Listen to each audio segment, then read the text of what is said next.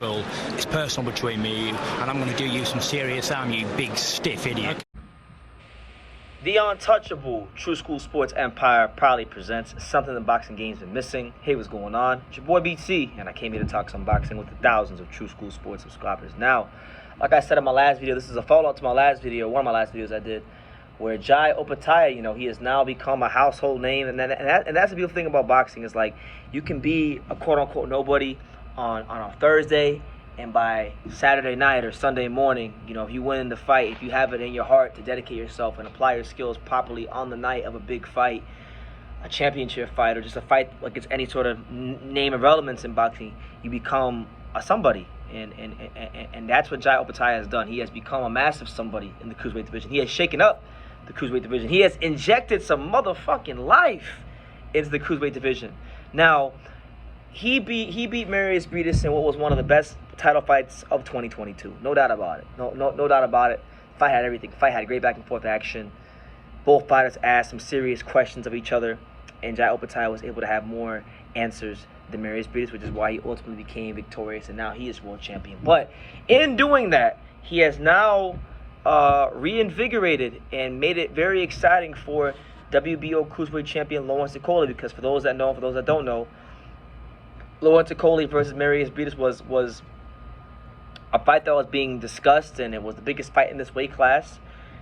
And now that's went up in smokes. Now we have Jai Opetaia, who's kind of did seemingly what Joe Cordina has done at 130.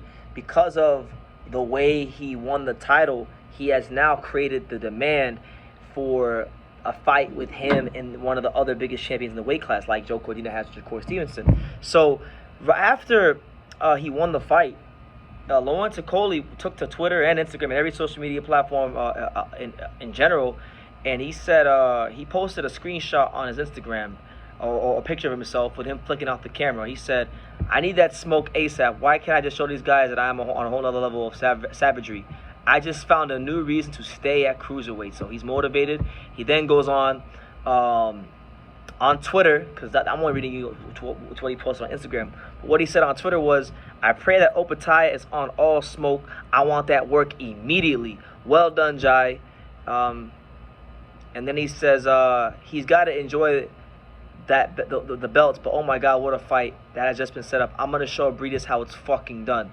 So yeah, I really think now what you've done is you created the potential for a massive, not just a massive fight in the Cruiserweight division, but a massive event in the Cruiserweight division, because now, Opetaia, with him being from Australia, they could go and do a big event there in Australia, or they can bring it to London, where Lawrence is from, and do a big event there. But either way, I think whether it be Australia or the UK, it's a big event.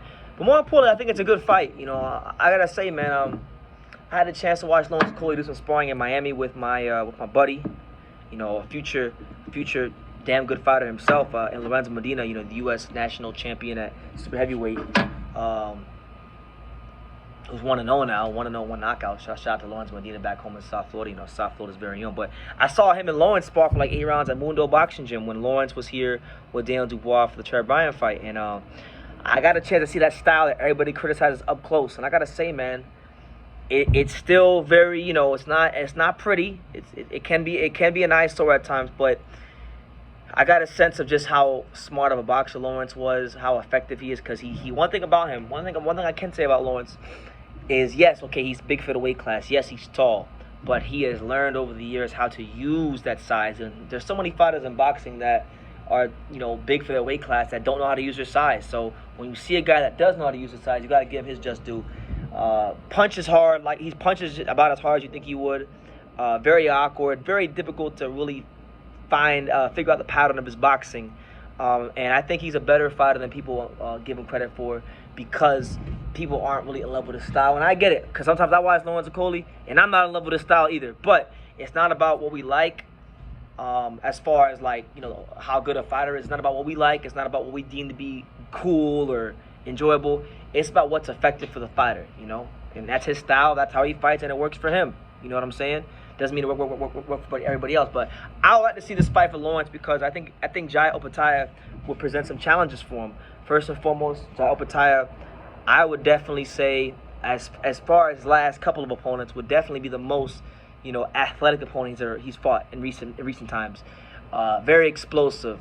One thing about Jai Opetaia that I noticed watching him fight is that he has that excellent professional trait of always thinking in there and always making the opponent think, whether it be with the probing of the right hand, the level change, the explosive movements that he has within his skills.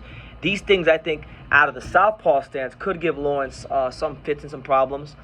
Where I think Lawrence would have a chance to beat a Jai Opetaia would be like, in the back half of the fight. We saw Breedis, who is not a taller or bigger cruiserweight than Lawrence Okolie, but we saw Breedis being able to push him back and hurt him and take him to those deep, dark, uncomfortable places, or the deep waters, as they would call it in boxing.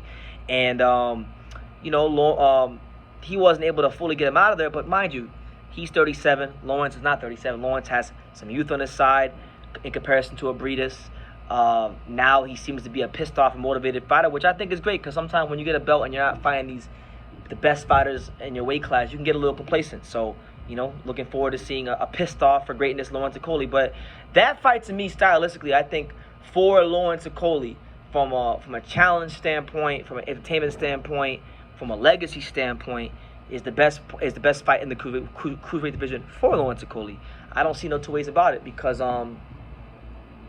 this isn't someone that who was the last guy he fought? I can't remember the last guy he fought. The last guy he fought wasn't anywhere close to his level. Dylan Prazovic, he got him out of there in 2 rounds. And then you saw him Prazovic fight my boy Isaac Chamberlain. You saw what Isaac Chamberlain did to him. He got him out there in 1 fucking round. So it's like he has been fighting the best people out there because the division's been stagnant. So hopefully now he's not with Eddie Hearn supposedly.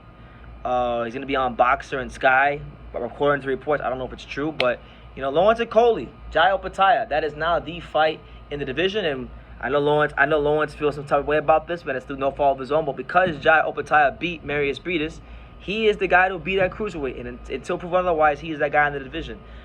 Even though Lawrence has been champion longer, had the belt, Jai Opetaia has to be defeated for there to be another clear-cut man established. And it looks like Lawrence Okolie believes he's the man for the job. So I want to see this fight.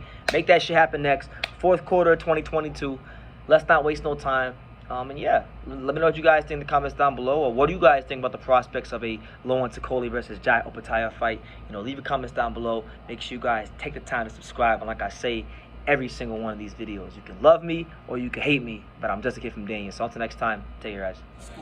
Thank you for watching True School Sports. No, follow this kid. He's a true, he's a young, true, passionate person who follows boxing. He wakes up thinking about boxing and he goes to sleep thinking about boxing. This is true. Good kid, good man, and looking forward to seeing him everywhere in the boxing world. Hey man, if you ain't subscribed to True School Sports, you fucking up, man. Make sure you subscribe, bro. Fucking up big time. Make sure, man.